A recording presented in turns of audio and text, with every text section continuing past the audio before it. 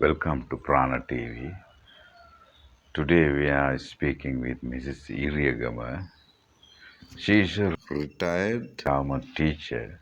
She has visited many countries: UK, America, New Zealand, India, Myanmar, Hong Kong, Thailand, and Maldives, Nepal, Botswana, Zambia, and South Africa.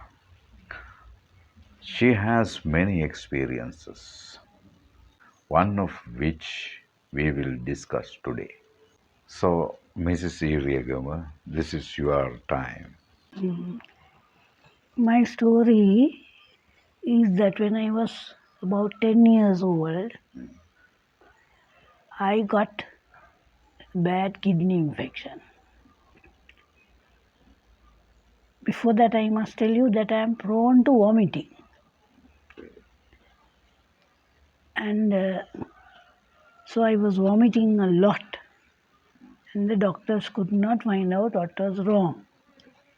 And just on spec, as it were, the doctor asked me to give a sample of urine. And that happened to be pure blood. So he rushed me to the hospital in his own car, where I was treated for 6 weeks. And on the first night, I felt that I was falling off the bed and that the nurses were tying me to the bed. So next day when my father and mother came to see me, I told them this. And of course the nurses laughed and said she must have been dreaming. But when they discharged me, they actually said that it happened. It happened, but they didn't want to say it because that is the nature of the disease. You come into a stage where you get the fit, and you either die with the fit or you come back. So then I was kept on hardly just a teaspoon of orange juice and so on. And after 6 weeks, of course, I was discharged with a lot of regulations. For the rest of my life, I had to wear woolen vests. If ever I got even a cold, there was a medicine called antiphlogistin paste, which I had to rub on my chest and keep it warm. Then, of course, I was not allowed to eat things like tomatoes. My food was restricted, and I was living like that For lifetime. for the lifetime. For my good fortune, after a couple of years, my uncle came across the Buddhist priest, a monk, who was treating. He was a qualified Ayurvedic doctor. And when my uncle had told him about me, he wanted me brought to where he was at Gampaha.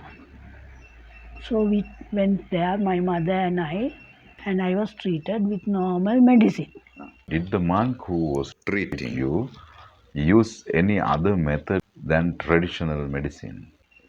He did not use any other methods like pirit. No pirit, no chanting of pirit, no spraying of holy water or bathing in, nothing like that.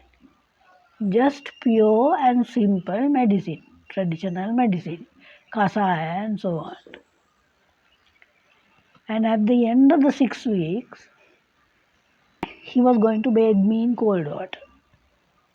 Now I had been told that I can never bathe in cold water. Yes. So the day arrived, and that day it happened to be raining also. So my mother was a little worried about the bath. But the priest said, no, this can be done. And he took me and he bathed me in the rain. And after some time, I was normal. And from that day onwards, I lead a normal life. So whenever I can, I offer him merit.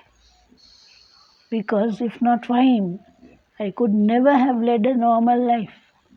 It was those traditional medicines alone which cured me, which helped me to cured me fully, completely. Thank you, Mrs. Irigama, for sharing your experiences with us. My aim of doing this is to show the value of traditional medicine to both local and international audience.